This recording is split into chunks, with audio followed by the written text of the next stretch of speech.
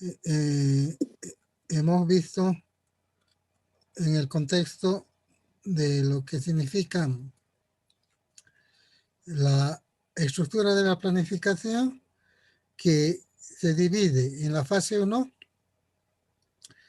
la planificación estratégica preliminar, en base a lo cual hemos elaborado un programa de trabajo y hemos resumido el resultado del trabajo en un reporte de auditoría. También, pero con una estrella, hemos aclarado que la planificación estratégica preliminar incluye actividades previas al trabajo de campo. Ejemplo, conformar el equipo de auditoría, etcétera, todo eso, ¿no? Y luego hemos entrado a la segunda parte de la planificación específica. Entonces, también hemos dicho que se requiere un programa de trabajo y cuyas conclusiones es donde hemos quedado el día de ayer. Que dijimos que se requiere un programa de trabajo que básicamente debe considerar el objetivo general de la auditoría y del reporte de planificación preliminar, recopilar información adicional según instrucciones de la planificación preliminar. Lo más importante, hemos dicho, evaluar el control interno y calificar el riesgo de auditoría. Además, definir los procedimientos de auditoría a base de la evaluación del control interno, elaborar las conclusiones de la planificación específica y, en resumen, resumir los resultados de la planificación específica. Y dice además, lo más importante, que en esta fase de la planificación será importante realizar la evaluación del control interno. Acá hemos dicho, evaluación del control interno, inciso C, y eso está reiterando. Evaluación del control interno por componentes. Ya sabemos que ¿qué son los componentes? Hemos dicho, son los ciclos de transacciones. ¿Y qué son ciclos de transacciones? Hemos dicho, un conjunto de cuentas de los estados financieros, cuyos resultados servirán para establecer la naturaleza, el alcance de los procedimientos de auditoría. Entonces acá podemos aumentar la naturaleza, alcance y oportunidad.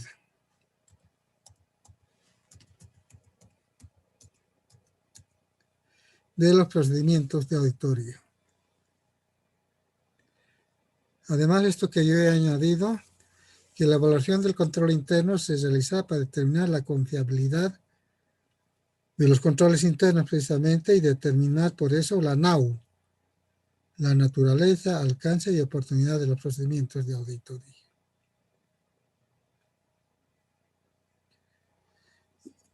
Y esto lo sacaré nomás, les va a hacer confundir.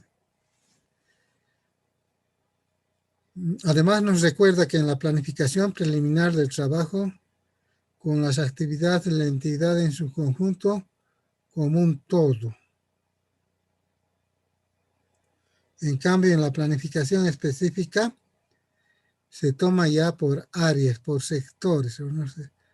Y nos dice que, en cambio, en la planificación específica se trabaja con cada componente en particular, en forma separada del resto de los componentes.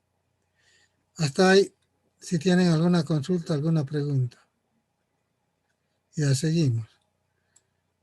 Resultados de la planificación específica.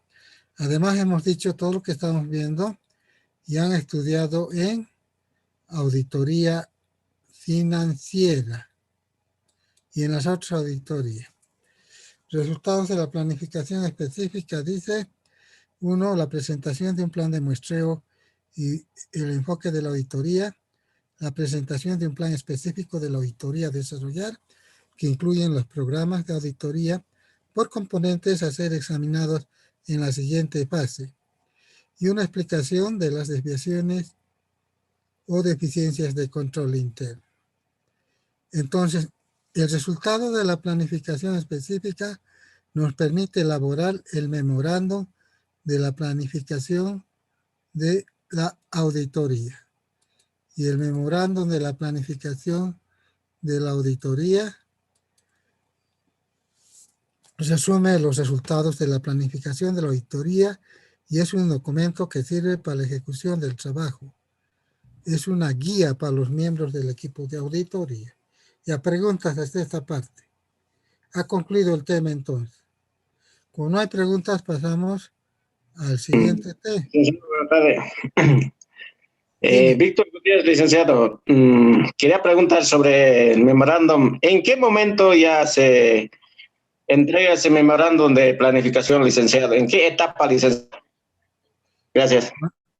O sea, a ver, estamos en una empresa X, digamos el Banco Central ya, entidad gubernamental, somos audit interno y por norma, por la ley, tenemos que hacer la auditoría de confiabilidad. Empezamos a hacer desarrollo de la definición del plan estratégico de la auditoría que se traduce en una planificación precisamente estratégica general y una planificación específica detallada.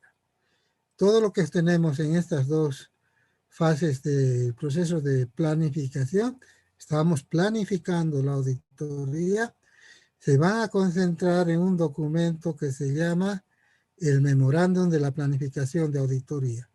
Ahora, ¿cuánto tiempo va a llevar esas dos primeras fases de la planificación? Será una semana, ¿no? Eso, y tal vez unos 2 días más. Tiene que ser rápido, violento, y para permitir elaborar el MPA. Y esto es similar en auditoría externa, auditoría interna. ¿Sí? Y con eso entonces nos vamos a ver detalladamente el MPA, que es la siguiente lección. Y ahí está, tienen en su pantalla la lección 21, en su libro la lección 24, pues busquen el memorando de planificación de una auditoría. ¿Sí? Busquen en su libro la lección 24, o sea, sería el MPA. ¿Sí? El memorándum de planificación de una auditoría. Que ya saben, conocen, ya lo han visto en las otras auditorías.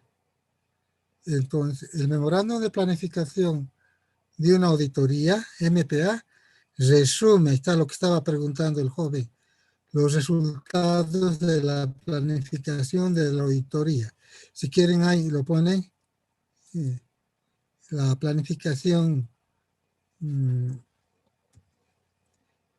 estratégica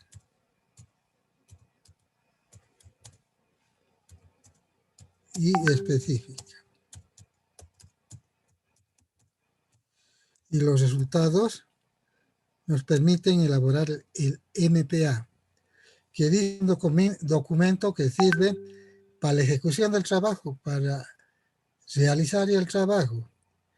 Por tanto, es una guía para los miembros del equipo que debe ser aprobada por el correspondiente director de auditoría. ¿Pero qué contiene el memorándum de planificación de auditoría? Básicamente, el memorándum de planificación de la auditoría contiene 11 puntos. ¿Cuáles son esos 11 puntos?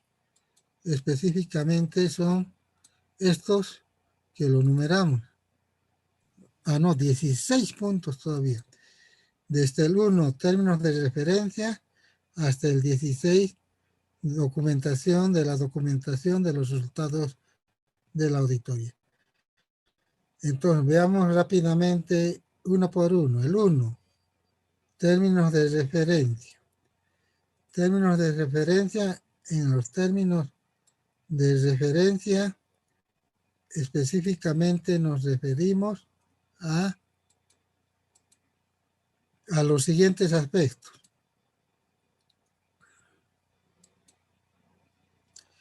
La naturaleza, dice, y objetivo del trabajo. Se debe especificar, dice, la naturaleza y el objetivo del trabajo. O sea,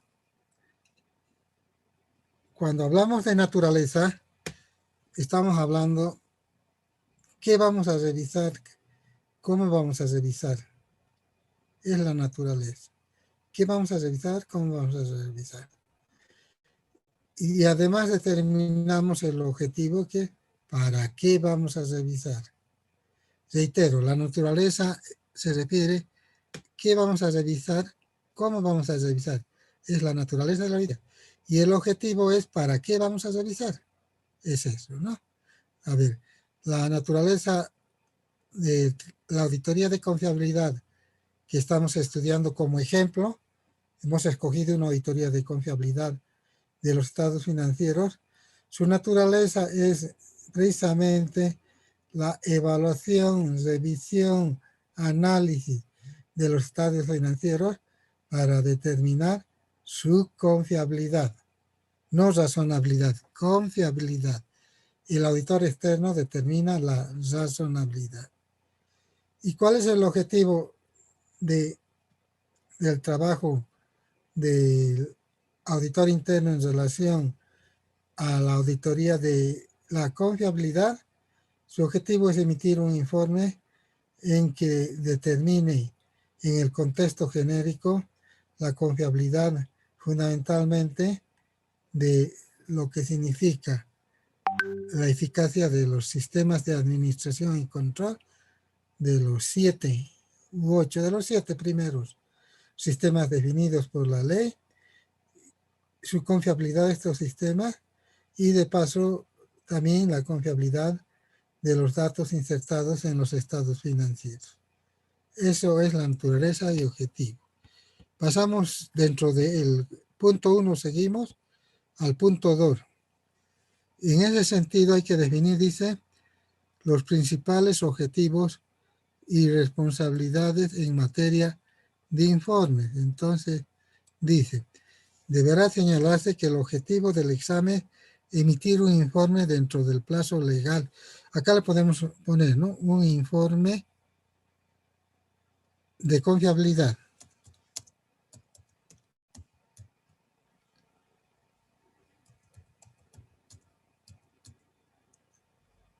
Dentro de los plazos, dentro del plazo legal establecido, conteniendo la opinión del auditor sobre la razonabilidad de los estados financieros o sobre la confiabilidad, ¿ya? En nuestro caso es sobre la confiabilidad. En otras circunstancias daremos una opinión de razonabilidad, ¿sí?, de los registros y estados financieros a la fecha de presentación. Generalmente ya no, el 31 de diciembre del 2000, X. Está bien. O sea, los estados financieros se presentan al cierre de gestión. Está bien. Además, seguimos viendo principales objetivos y responsabilidades. En relación a las responsabilidades, lo que podemos decir es que el titular de la entidad es responsable de la presentación oportuna de los estados financieros y de la veracidad de la información contenida en los mismos. El titular de auditoría interna es responsable por la opinión que emita en función de la auditoría realizada. Si durante el transcurso de la auditoría se detectaran hallazgos significativos, estos serán objeto de informes separados sobre los controles o de responsabilidades según lo exijan las circunstancias. Preguntas hasta aquí, porque acaba el 112.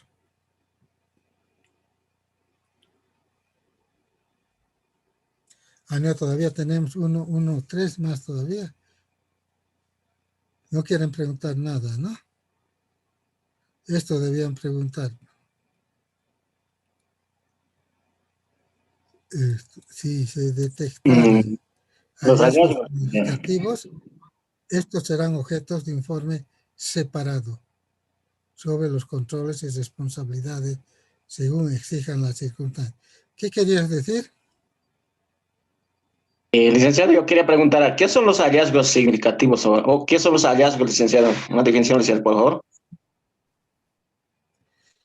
Los hallazgos es lo que vamos a estudiar y al siguiente mes, esto acabamos ya este mes, incluso antes, y en auditoría operativa vamos a hablar todo el libro de hallazgos, ¿no? Los hallazgos básicamente, si quieren pueden anotar, ¿no? Los hallazgos de auditoría se refieren a las deficiencias, las debilidades, debilidades, desviaciones de los sistemas dentro de la organización. Pero dentro de esos sistemas, dentro de las 3Ds hemos dicho, desviaciones, deficiencias, y la otra cual hemos dicho, desviaciones, deficiencias, debilidades, 3D, y irregularidades. Entonces, puede haber irregularidades. Ejemplo, hemos detectado de que no se está manejando adecuadamente el dinero de la empresa, de la organización, una irregularidad ya. Entonces, es un hallazgo significativo que seguramente va a merecer otra auditoría, ya una auditoría especial, pero ese hallazgo nosotros lo informamos. O sea, en palabras sencillas, señor gerente, en nuestro criterio no se está manejando adecuadamente los recursos financieros, la plata, el dinero de la empresa, y tiene que tomar sus recaudos. ¿Ya? No, eso tiene que hacer una auditoría especial. Usted tiene que hablar con el director y seguramente el director va a planificar una auditoría especial. Nosotros estamos haciendo auditoría de confiabilidad y simplemente informamos sobre los hallazgos significativos, pero no investigamos, desarrollamos el hallazgo. Esos son los hallazgos significativos. Y ya saben que esos hallazgos, las 3D, las deficiencias, las desviaciones, y cual más me olvido siempre el otro, las Las debilidades. debilidades.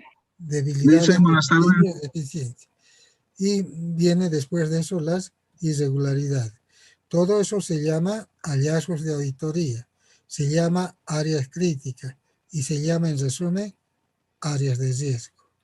Y en eso trabaja el auditor operativo y eso es lo que vamos a hacer aprender ya a fin de mes o al próximo mes ya puro auditoría operativa. Ya seguimos. Dice, buenas tardes, una consultita. Sí. ¿Estos hallazgos se pueden ajustar al término de la gestión o se ajustarán en el transcurso de la siguiente gestión, Luis? O sea, perdón, al final de la gestión, en el transcurso de la siguiente gestión, ¿qué estás preguntando? Me pregunto lo siguiente, si estos hallazgos se pueden ajustar, ¿no es cierto? Si hubiera, digamos, una irregularidad en los inventarios, ¿se puede ajustar en esa gestión, dicen? ¿O se van a ajustar en la siguiente gestión? Ya, es que primero diferenciaremos, pues ya, diferenciaremos lo que es un hallazgo o simplemente en el contexto específico una desviación. Por decir, ejemplo, en almacenes hemos determinado de que el ingreso y salida de materiales no cumple con el requisito de llenar el formulario correspondiente. Es una definición de control interno, ¿no? Eso hablamos con el jefe de almacenes y le decimos, tienen el formulario y tienen que llenar, ahí termina todo, ¿ya? Pero si estamos hablando en el otro caso de que en nuestro criterio, así, en palabras más sencillas, se están robando plata, ya no es pues deficiencia de control interno. Eso significa una auditoría especial. Y ahora, esa auditoría especial, ¿cuándo se va a hacer? ¿Este año o al año? De eso van a dar pues examen la próxima semana, tienen que dar el examen parcial sobre la elaboración del POA. Entonces, Esa auditoría especial podemos introducir en nuestro POA actual de este año usando las horas auditor que hemos determinado para auditorías no programadas. Pero si ya no hay horas auditor para auditorías no programadas, lo hemos usado en otras auditorías, entonces lo llevamos a la siguiente gestión para hacer la siguiente gestión. Eso sería. Pero hay que diferenciar, ¿no? Sí. Las desviaciones, variaciones, irregularidades que son de control interno o son del sistema. Si son del sistema van a merecer una auditoría. Ya, dime, Gracias, Maribel. Ya está bien. Licenciado, buenas tardes. Una consulta. Buenas tardes. Si se encuentra estos hallazgos significativos, ¿se debe hacer una auditoría especial, licenciado? Por eso, una auditoría especial va a ser en el caso del ejemplo que se está manejando mal los recursos de la empresa, nos están robando, ¿ya? Pero esa auditoría especial tiene que ser independiente a nuestra auditoría que estamos haciendo de confiabilidad. No mezclamos, eso quiero decir. O sea, imagínate que estás haciendo la auditoría de confiabilidad y encuentras que están robando plata. Ah, voy a hacer esta auditoría, voy a hacer... No, no te metes eso, solo se informa. Y ya definen si se hace o no se hace, cuándo se hace, y la MAE, el gerente general, con el gerente de auditoría. Ellos definirán, ¿ya? Pero no lo mezclamos con nuestra auditoría, que es específica. En nuestro ejemplo vamos a hacer una auditoría de confiabilidad. No lo mezclamos, ¿sí? Es otra auditoría. Está bien, Liz. Y no nos Está bien, corresponde. Liz, ya le comprendí. Gracias. Seguimos viendo el número 1. El número 1 es términos de referencia. Entonces entramos a ver el 1.4, normas para el desarrollo de la auditoría. Estas normas más están orientadas a la auditoría gubernamental. No lo vamos a tocar porque la idea que estamos manejando es auditoría interna en general. Si bien tomamos como referencia la parte gubernamental, pero no es exclusivamente para la parte gubernamental. Directo nos pasamos, seguimos en los términos de referencia por si acaso. Seguimos en los términos de referencia, nos pasamos al numeral 115, donde determinamos, dice, actividades y fechas de mayor importancia. Se debe, dice, exponer las principales actividades y fechas de mayor importancia. Es decir, uno, el informe del auditor interno debe ser remitido a la Contraloría General del Estado. Eso corrigen. Simultáneamente el envío a esto aumente. Simultáneamente al envío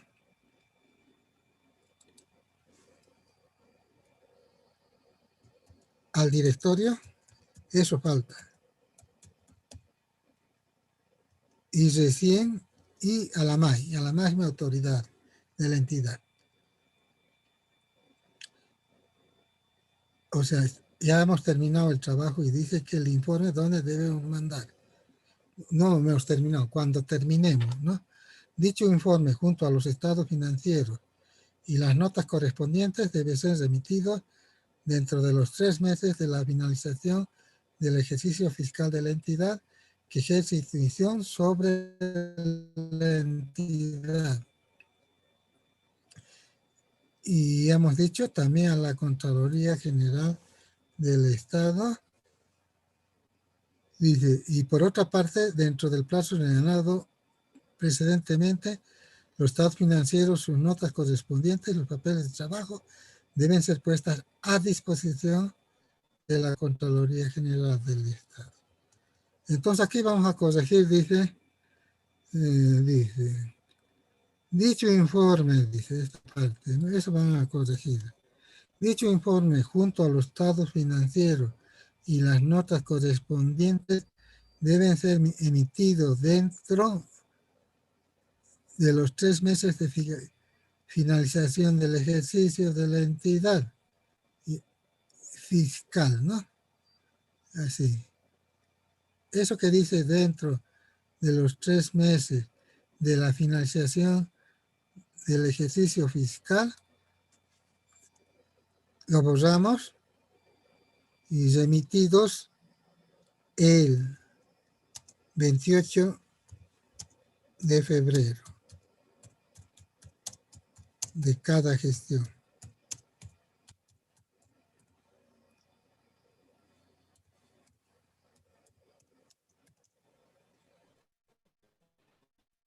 El 28 de febrero de cada gestión, y recién viene lo que dice a la entidad que ejerce tuición sobre la entidad, a la Contraloría General del Estado. Ahora es de, sí, está bien. Y por otra parte dice, es otra cosa esto ya, ¿no? Ya. Lo primero es lo que hay que enviar, el informe hasta el 28 de febrero.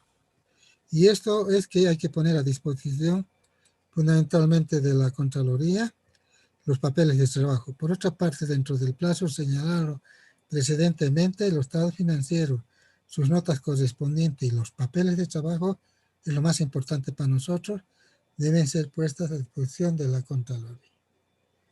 Seguimos en los términos de referencia. Claro, ¿no? Todo lo referente a la auditoría, ¿sí? Entonces, termina con el número 5. Si del número 1 quieren hacer una pregunta. Y si no, nos pasamos al número 2, que dice información sobre antecedentes y operaciones de la entidad. Y para los que han llegado tarde, decirles que estamos elaborando el memorándum de planificación de la auditoría. ¿Qué contiene el memorándum? Entonces, 2, información sobre antecedentes y operaciones de la entidad. Los antecedentes deben formar parte del legajo permanente de auditoría. O sea, antes de continuar, decirles, se refiere básicamente a qué es la organización, a qué se dedica la organización, cómo se financia la organización, a quién reporta e informa la organización, por una parte. Y por otra parte, qué hace para cumplir sus objetivos. Y también los antecedentes, me estoy olvidando, hay que determinar la visión, la misión, los objetivos, las políticas y las estrategias. Y en ese contexto recién definimos cuáles son sus operaciones para llegar a los objetivos. Entonces, ahora sí, podemos leer. Los antecedentes deben formar parte del legajo permanente de auditoría. Solo deberían ser mencionados las modificaciones institucionales que se hayan producido por efecto de nuevas disposiciones legales o por normativa que haya emitido el ente que ejerce tuición. Sin embargo, no es objeción una descripción breve de los antecedentes correspondientes a la creación de la entidad. ¿Está bien? O sea, yo les preguntaría a qué se refiere que los antecedentes deben formar parte del legajo permanente. ¿Qué es el legajo permanente? Eso les pregunto. Saben, también han estudiado en auditoría financiera y en las otras auditorías. ¿A qué se refiere el legajo permanente? A ver, acuérdense. ¿A qué se refiere? Ya han estudiado, pues, quinto curso ya está. A la Belinda le estamos sacando porque está sin foto. Ya está. Y acuérdense a qué se refiere el legajo permanente. Ya, teóricamente ya son auditores, quinto curso. ¿Cómo no van a saber? Quinto curso.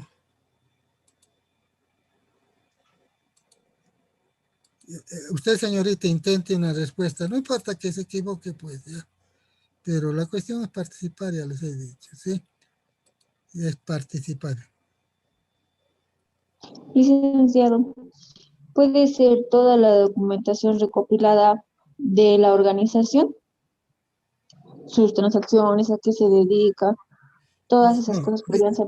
No, dice que esa información está en legajo permanente. Entonces, no he preguntado qué está en el legajo permanente, sino la pregunta es, ¿qué es el legajo permanente? Es la pregunta.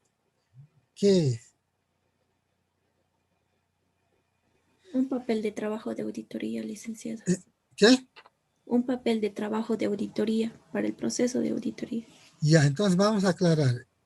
Cuando estamos hablando de legajo, estamos hablando de archivo. Archivo permanente. Sin olvidarnos que hay además un archivo corriente.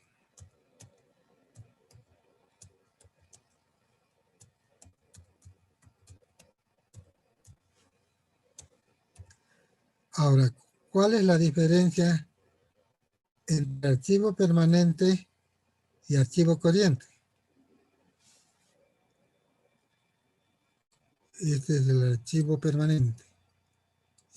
O sea, todas las empresas de auditoría, externa o interna, tienen su archivo permanente y su archivo corriente. ¿Cuál es la diferencia?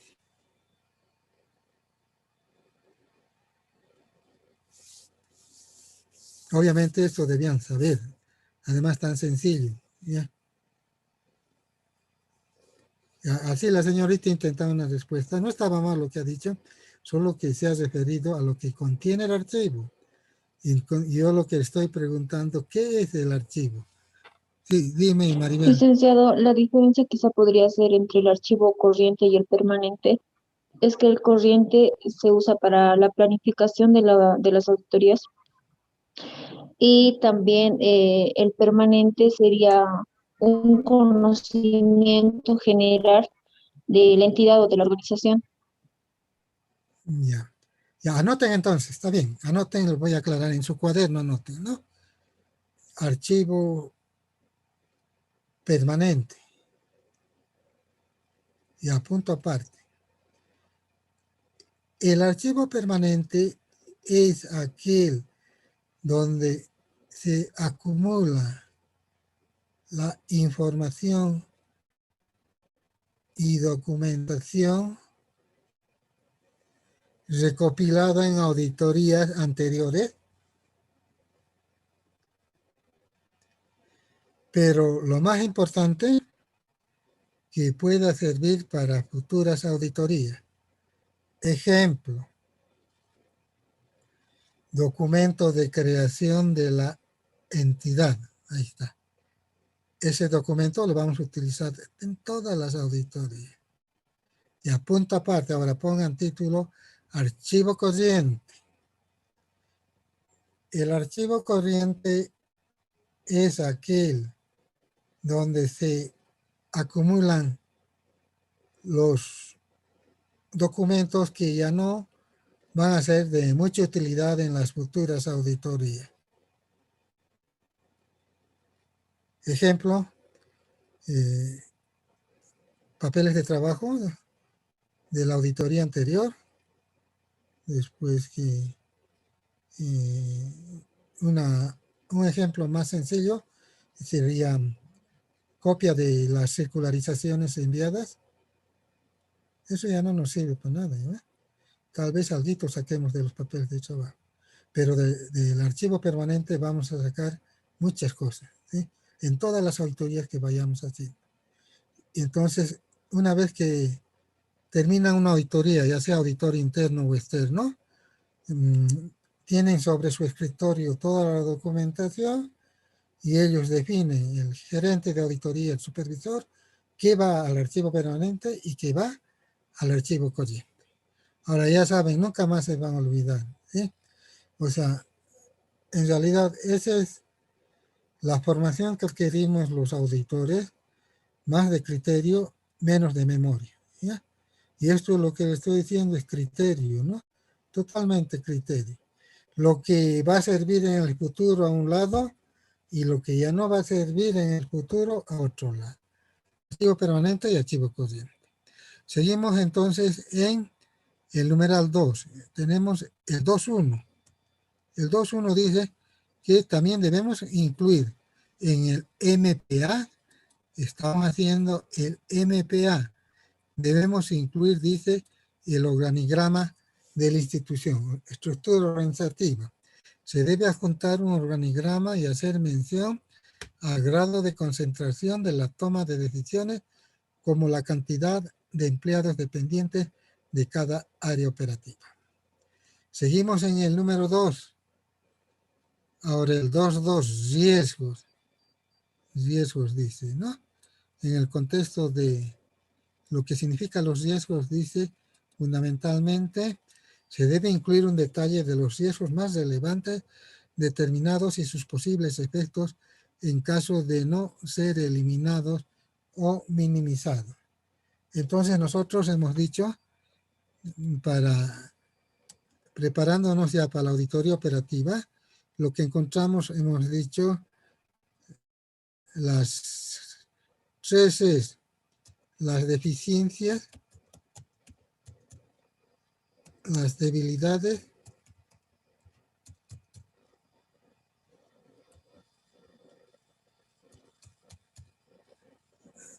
las desviaciones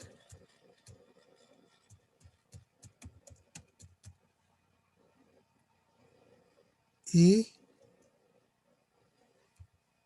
las irregularidades.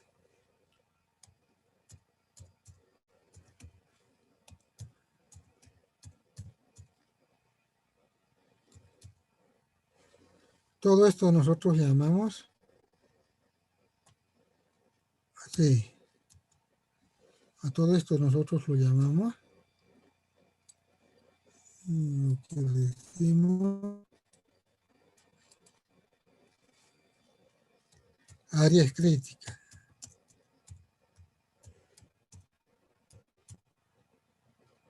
Áreas críticas.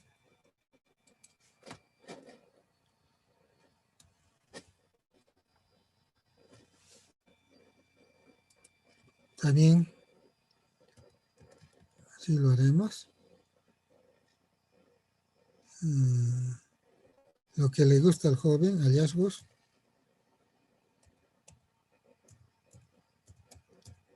De auditoría.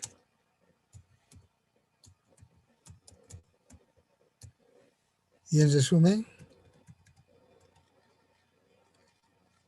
riesgos de auditoría.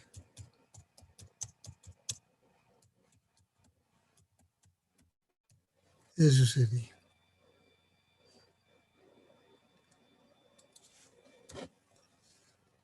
O sea, las áreas críticas, los hallazgos de auditoría, los riesgos de auditoría son la base fundamental de la auditoría operativa. Seguimos en el número 1, referente a la determinación de información sobre antecedentes y operaciones de la entidad. Ya hemos visto el 1, el 2, ahora el 3.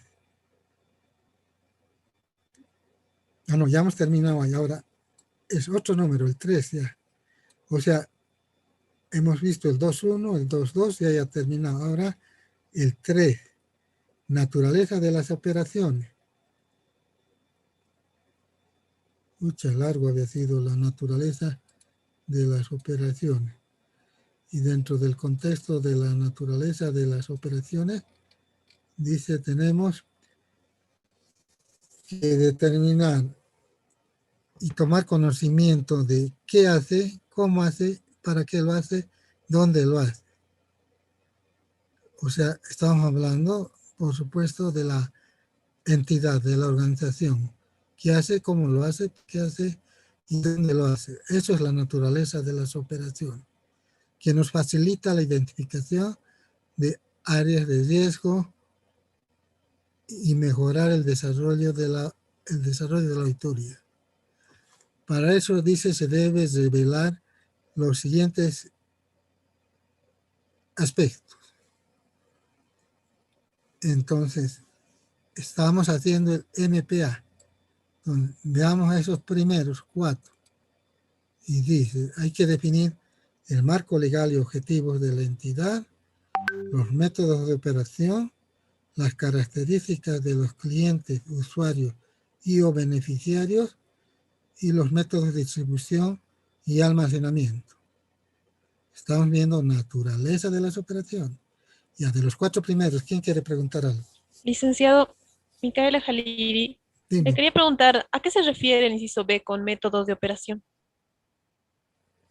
O sea, los métodos de operación, a ver, un ejemplo específico para hacer una compra. A ver, a vos mismo te pregunto, ¿qué pasos tienes que cumplir para hacer una compra de cualquier cosa? No importa, grande, pequeña, mediana, ya. Porque hay diferencia en una compra grande a una mediana o pequeña, pero no vamos a entrar en eso. ¿Qué haces para comprar? En una empresa, ¿no? ¿Qué es lo primero? ¿Cómo empieza? Verifico el producto, lo que quiero adquirir y también el precio. Después, si estoy de acuerdo, cancelo el monto Y a y ver, primero lo que hacemos es definir el requerimiento.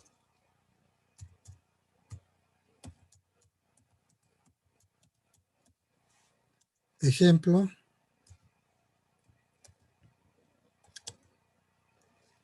solicitud de 10 computadoras.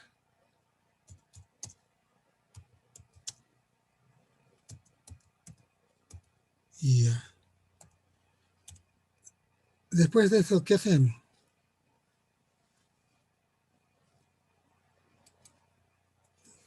A ver, ¿qué se hace?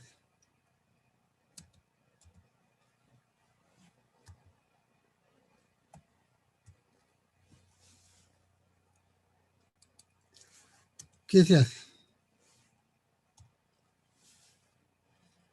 El 2, verificar si existe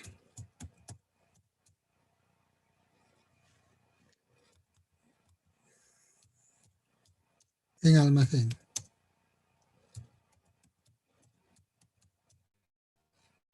En almacén.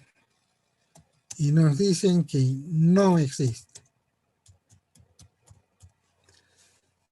Si no existe, ¿qué hacemos, señorita? procedemos a buscar. Entonces, si no existe, verificamos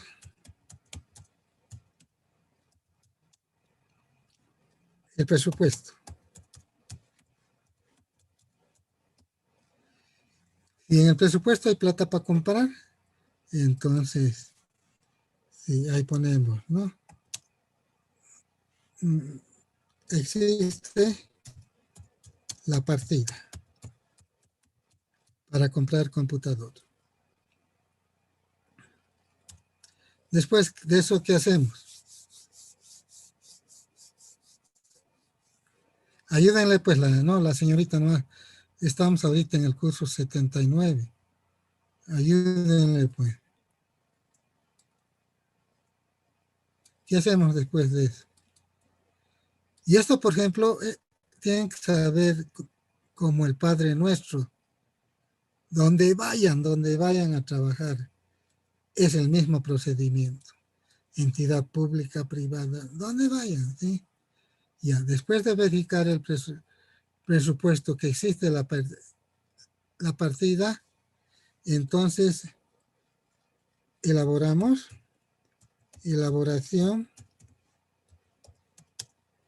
del pliego de especificaciones.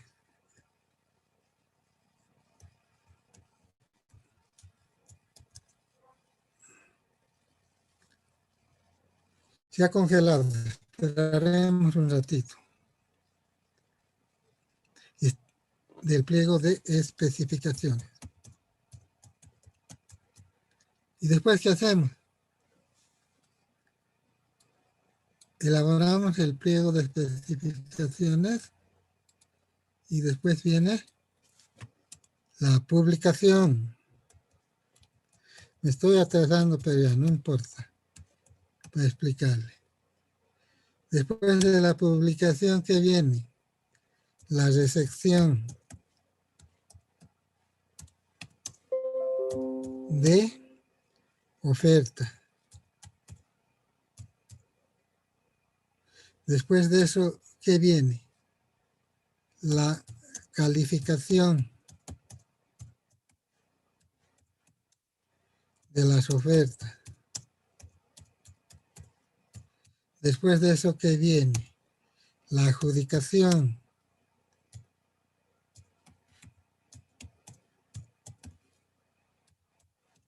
Después de eso, ¿qué viene? La comunicación.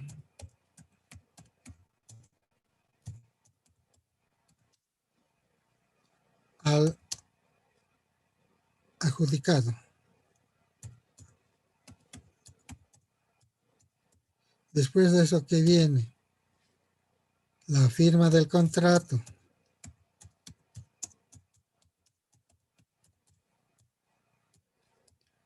Después de eso, ¿qué viene? El desembolso.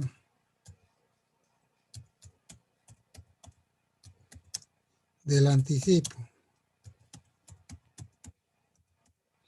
Después de eso, ¿qué viene? La recepción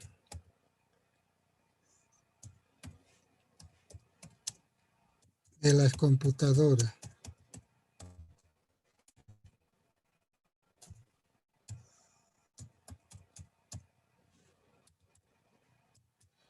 Después de eso viene el informe técnico.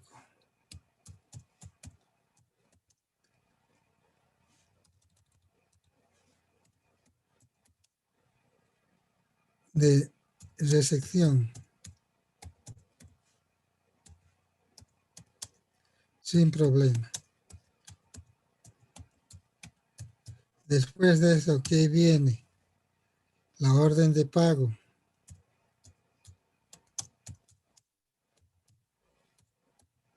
Después de eso, ¿qué viene? El pago. Y la recepción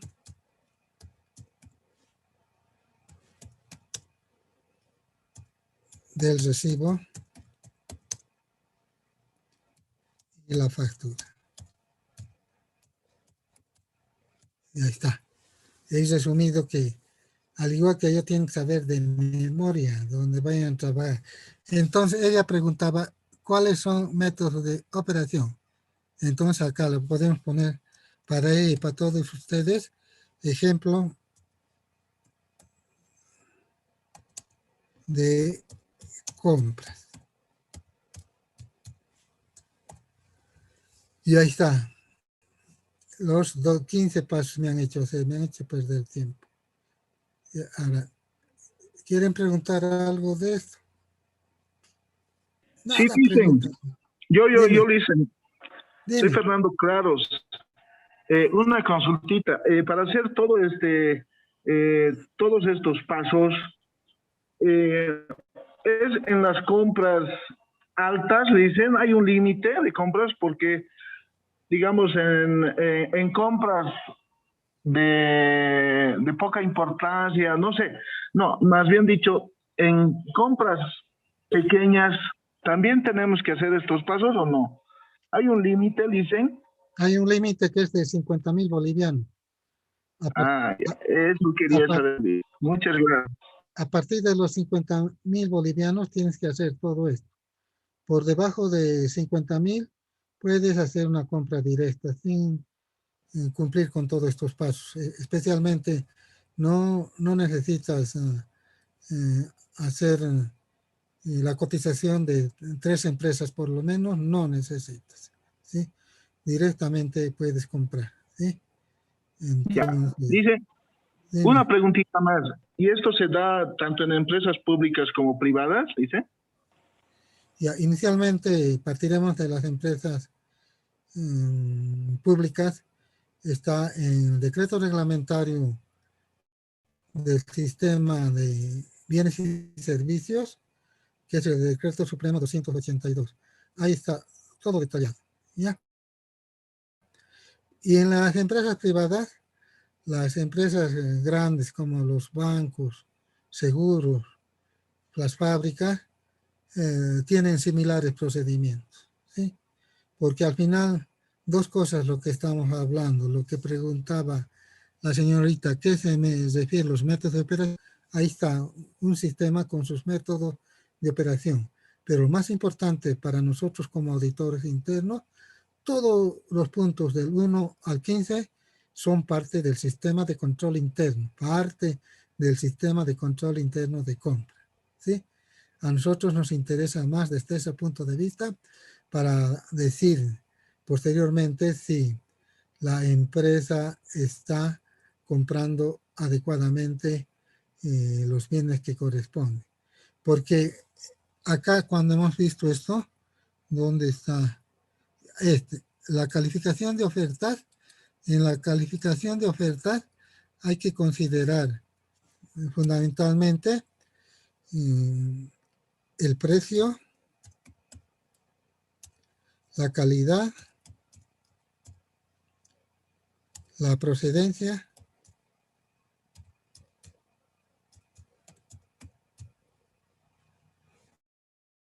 es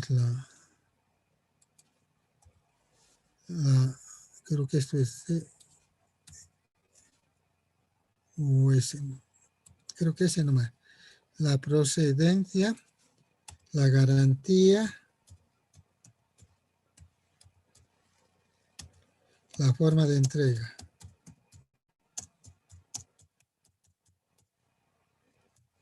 Eso vas a calificar en el cuadro, la calificación de oferta.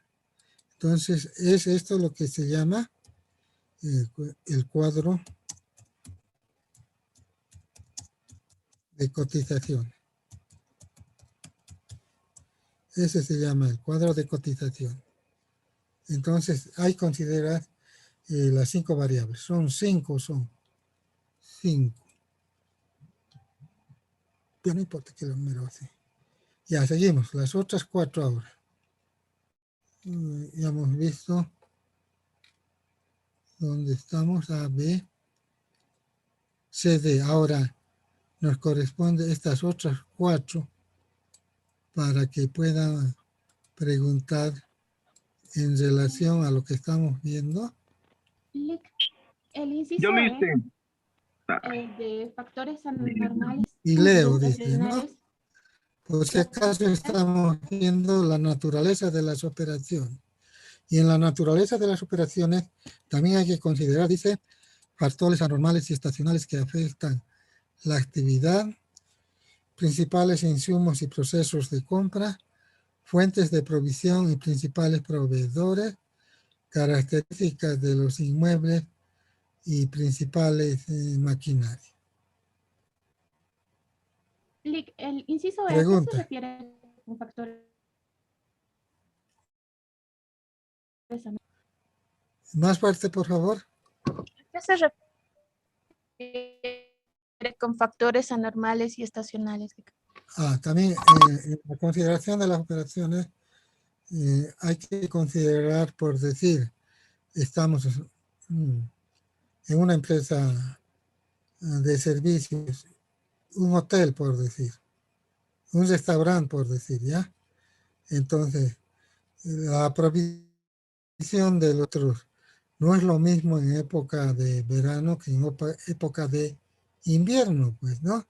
Es un factor anormal, pues, ¿no? O sea, no es lo mismo todo el año verduras, carnes, no.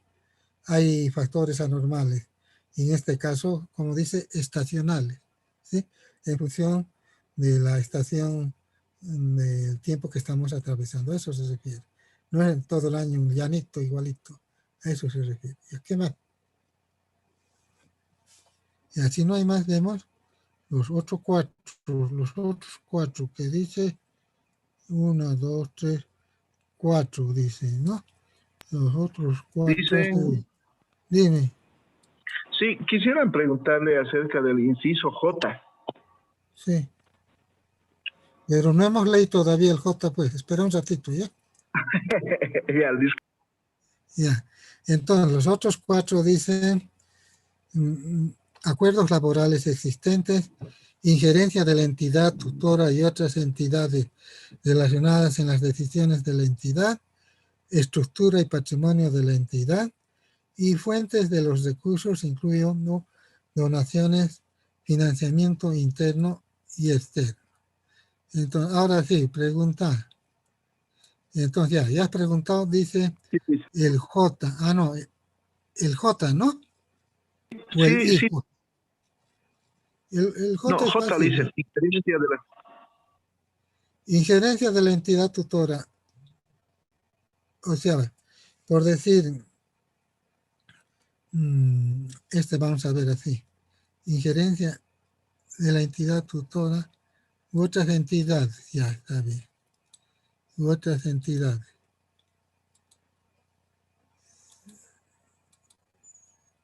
Ya. Ya. Otras entidades relacionadas. Estamos haciendo la auditoría de confiabilidad de una entidad dependiente de la entidad tutor. Ejemplo, hemos puesto varias veces, del Hospital de Clínicas, que tiene su propia estructura organizativa, tiene su director, es como una entidad totalmente independiente, pero no es tan independiente porque está bajo la tuición del Ministerio de Salud.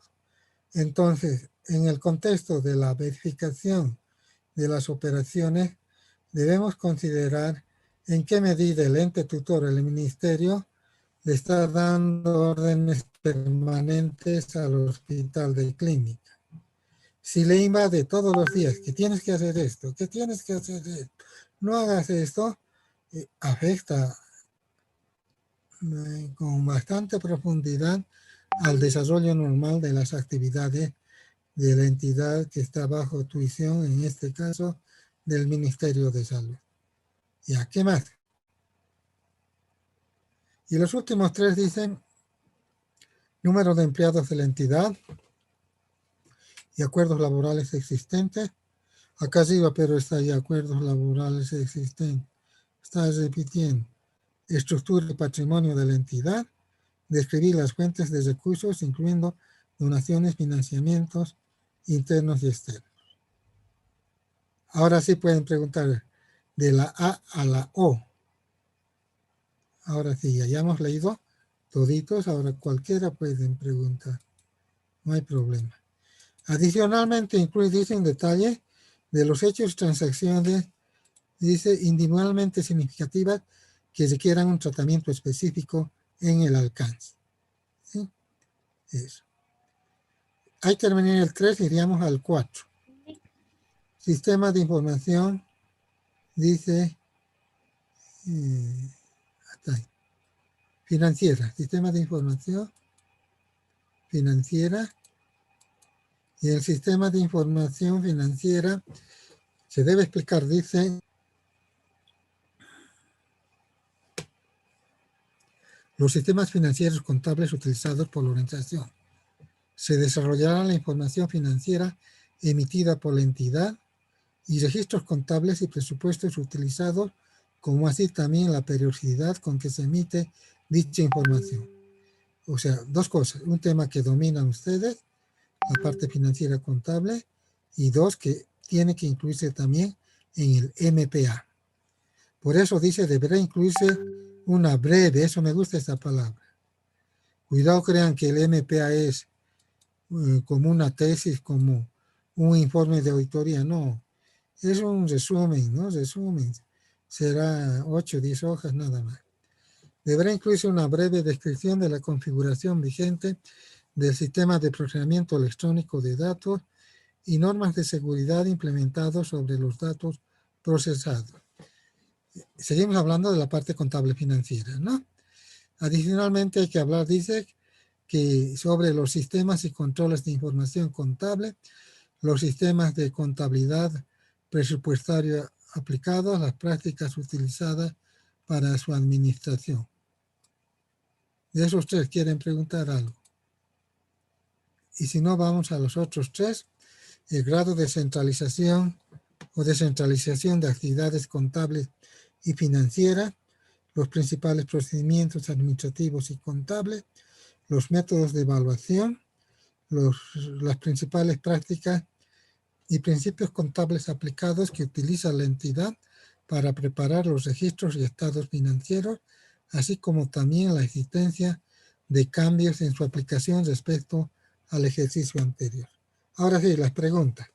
Por lo menos una pregunta de las políticas contables financieras que estamos hablando y que teóricamente es lo que dominan ustedes, ¿no? Que conocen bien. Ya, no dominan, pero conocen. Ya, dime. Sobre el inciso D, el grado de centralización o descentralización de las actividades contables y financieras. ¿Nos puede explicar, por favor, Lick? Ya, está bien. Ahora, a ver, a todos les voy a preguntar y a ti que participas en particular, pero a todos, para que puedan comprender esto. Bien, ¿cuál es la diferencia entre una agencia y una sucursal? Que han estudiado en conta básica. ¿Cuál es la diferencia entre una agencia y una sucursal?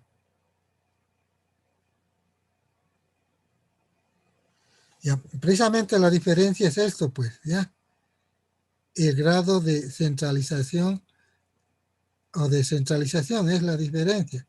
Pero ¿a qué se refiere específicamente? ¿A la centralización o descentralización de qué? Si estamos hablando de la información financiera contable, entonces ¿a qué? Fácil, pues, a la centralización o descentralización de la contabilidad. Entonces, la pregunta era, ¿cuál es la diferencia entre una agencia y una sucursal? La sucursal lleva su propia contabilidad que luego reporta a la casa matriz. En cambio, la agencia no lleva contabilidad. Reporta las operaciones directamente a la casa matriz que hace la contabilidad en forma conjunta con todas las operaciones de la casa matriz. Es la diferencia, ¿no? Entonces, ¿en qué medida ahora ya podemos generalizar?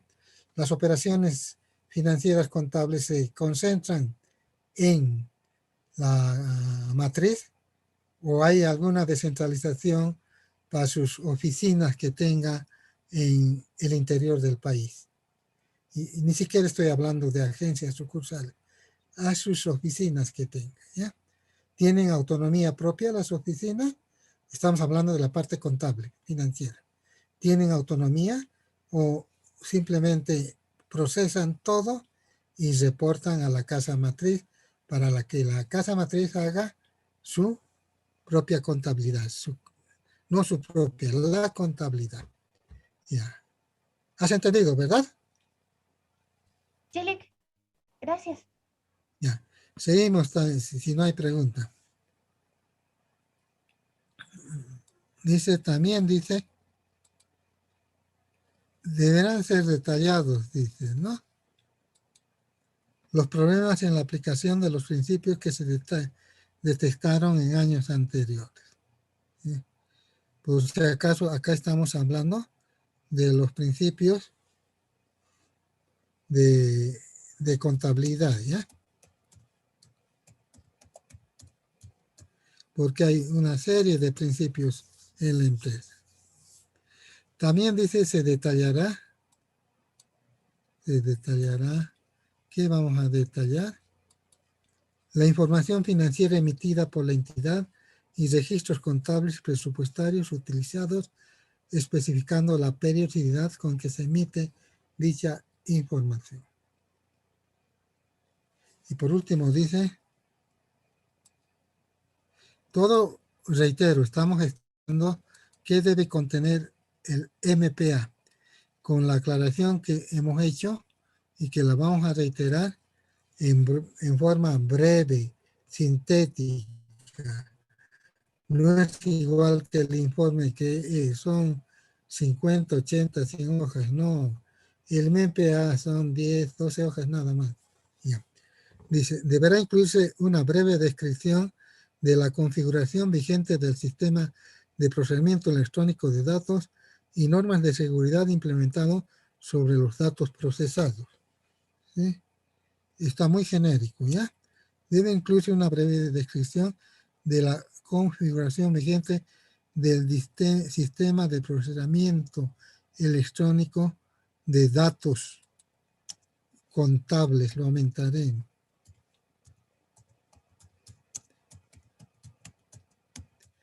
Porque está muy generalizado. En todas las unidades de la empresa hay sistemas electrónicos. Ahora sí, deberá incluirse una breve descripción de la configuración vigente del sistema de procesamiento electrónico de datos contables financieros y normas de seguridad también deberán ser descritos los problemas. Hay normas de seguridad implementados sobre los datos procesados. O sea, quiere decir los controles internos del software y del hardware. También deberá ser descritos los problemas detectados en la aplicación de los principios de años anteriores a fin de tener una idea global de la planificación. Pregunta sobre la parte financiera contable.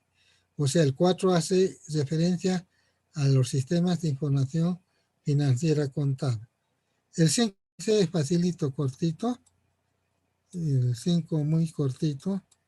Nos dice que el numeral 5 nos dice que se debe explicar las auditorías realizadas por auditoría interna, auditoría externa, ente tutor y la Contraloría General del Estado, no me decía, corríjanlo nomás. Si no, nos pueden multar, decir que estamos complotando contra el gobierno.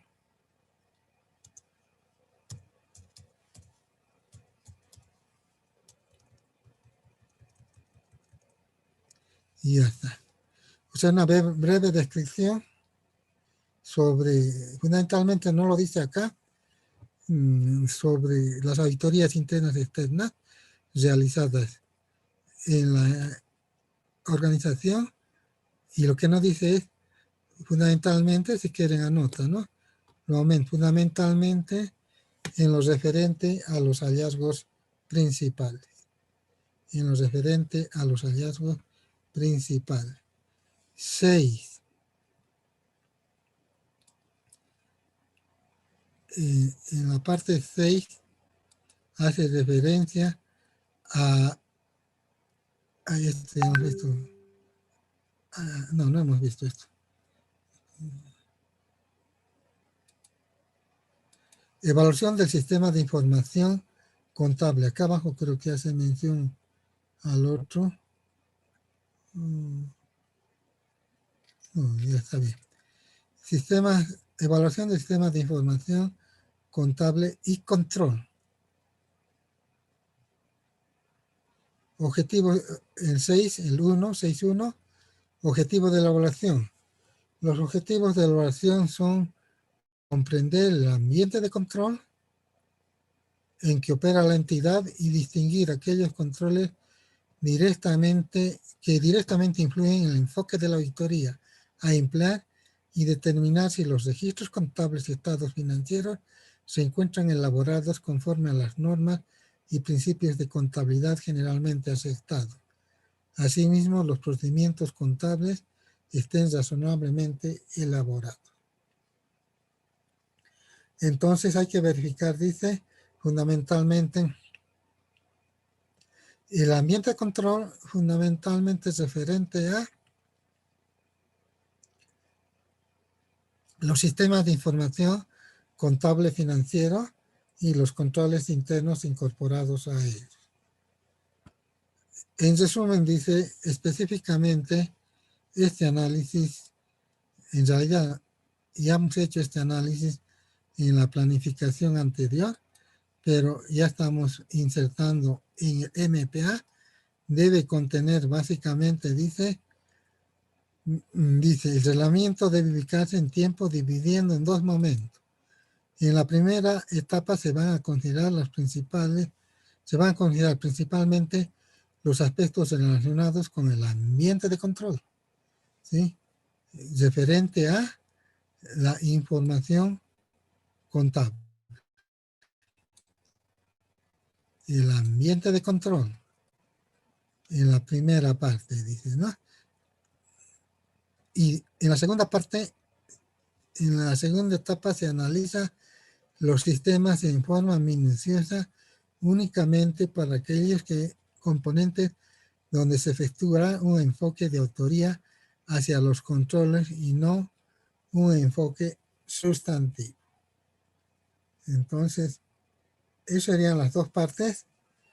Y además dice, como complemento, en la oportunidad se necesitará lograr una clara comprensión del flujo de las operaciones y una evaluación sobre el diseño de aquellos controles que se denominarán como controles clave.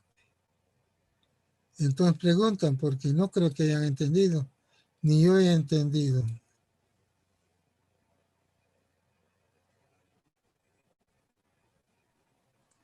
En la primera parte dice, sí, dime nomás. Explíquenos, por favor, los 3 incisos. ¿Cuál inciso?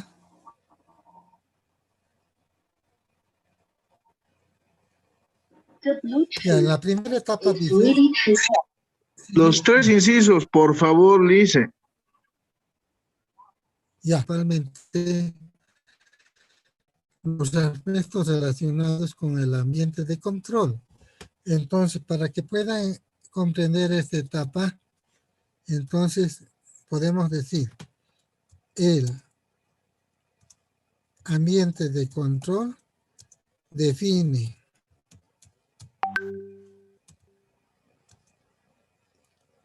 la actitud ética y moral. Le vamos a resumir, ¿ya? De la MAI.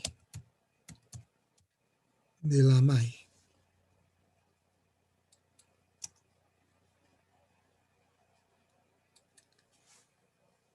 Que a su vez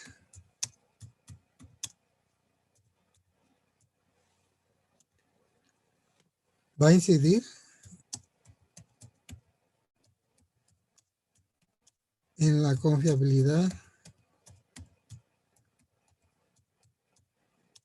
del sistema contable, porque estamos haciendo una auditoría de confiabilidad, ¿sí? En el sistema contable. Entonces, punto. Entonces podemos poner el ambiente de control, lo hemos puesto acá. Entonces,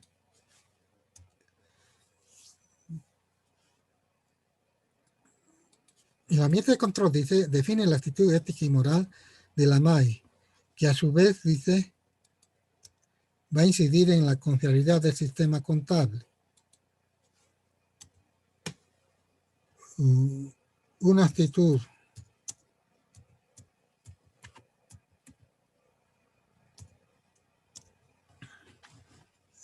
positiva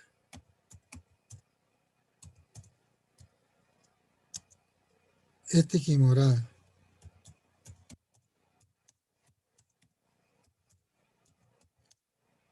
del gerente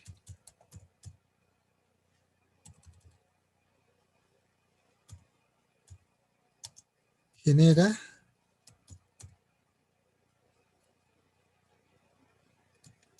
confiabilidad en el sistema.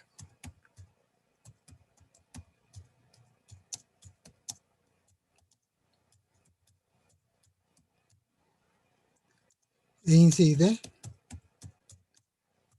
que las pruebas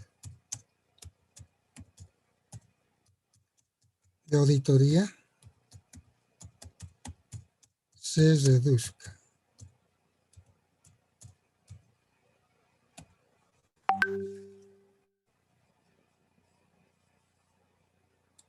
Esa actitud, ¿no? Y lo mismo podemos poner, pero en forma negativa, o sea, Ahí lo corregiremos para no escribir de nuevo todo. Ahí lo vamos a corregir diciendo que una actitud negativa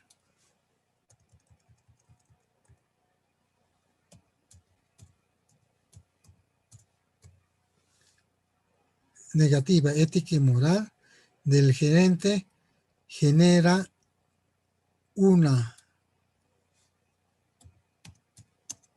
desconfianza,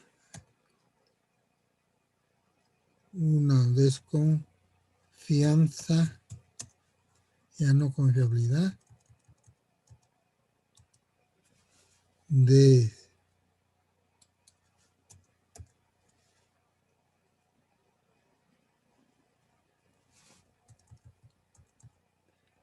desconfianza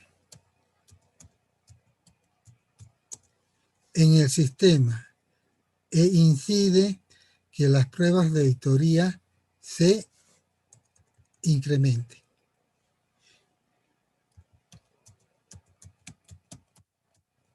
Ahí está. El primer paso, entonces, ¿no? En la primera etapa se va a considerar principalmente los aspectos relacionados con el ambiente de control. Ahora yo creo que han entendido cómo la actitud del gerente va a determinar en nuestra auditoría, ¿no? Si hay una actitud, un ambiente de control adecuado, nuestras pruebas se van a reducir.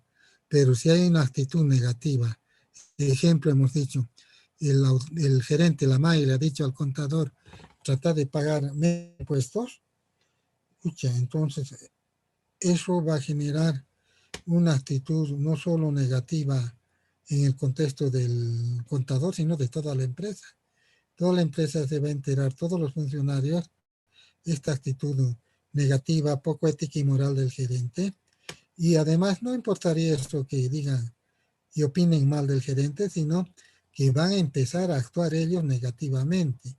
Lo que les dije, si el gerente roba al fisco, el contador lo va a robar a la empresa, ¿ya?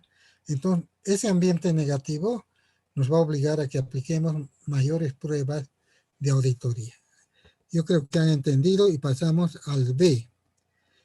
Y además dice, pero en función de lo que acabamos de ver, en la segunda etapa se analiza el sistema en forma minuciosa, únicamente para aquellos componentes donde se efectuará un enfoque de autoría hacia los controles y no un enfoque sustantivo.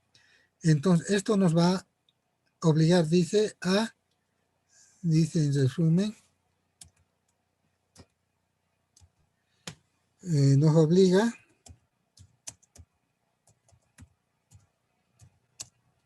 a profundizar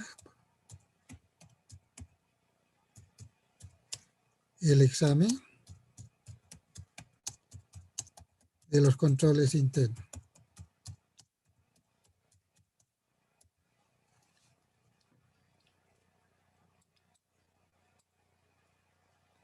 Y ojo, no está diciendo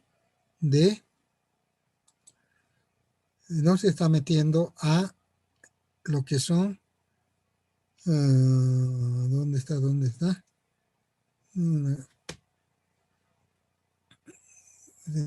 Controles clave, ¿no? Entonces, aquí, únicamente para aquellos componentes donde se efectuará un enfoque de auditoría hacia los controles, ¿ya? Y separamos esto. Y no al enfoque sustantivo. Y no un enfoque sustantivo porque este está en función de la confiabilidad de los controles internos. Ese es.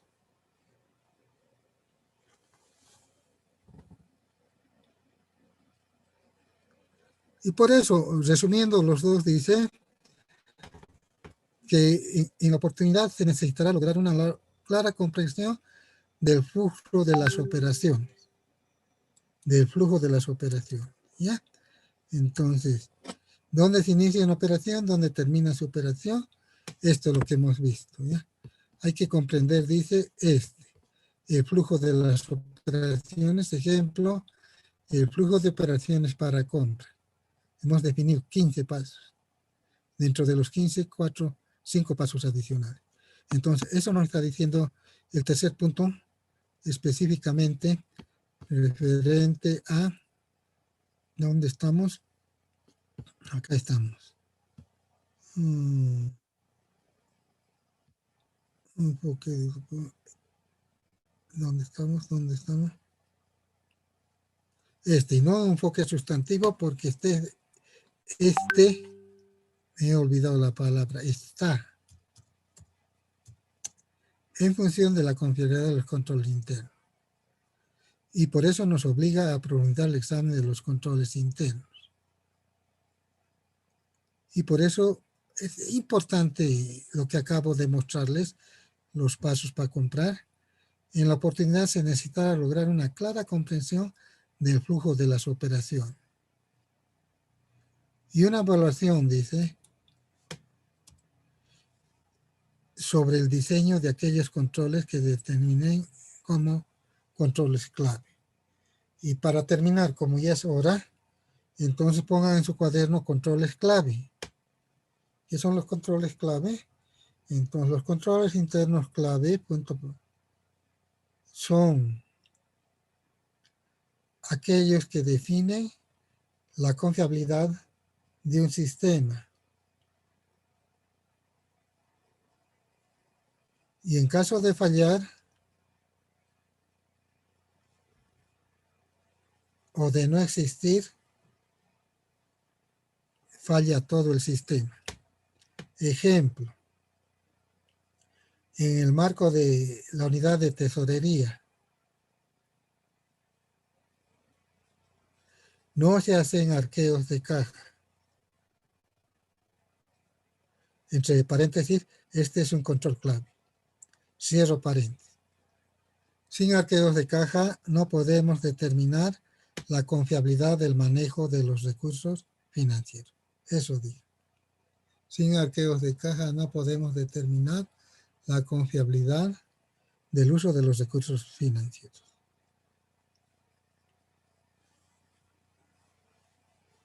Y en realidad acá hemos hablado bastante en lo que significa el ambiente de control.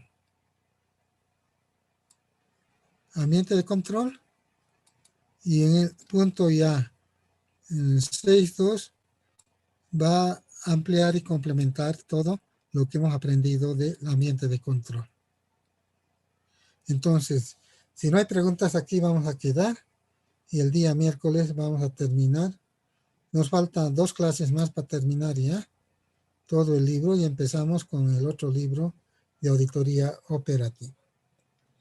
Si no tienen preguntas, entonces díganme adiós, hasta pronto, hasta luego. Chao, nos vemos, cuídese. Algo díganme pues. Hasta el miércoles, licenciado. Hasta luego, Gracias, licenciado. licenciado. Hasta luego. Hasta luego. Hasta luego, licenciado. Ya, gracias, chao, nos vemos. Hasta luego, 8, licenciado. 5 alumnos tengo. Licenciado. Gracias, licenciado.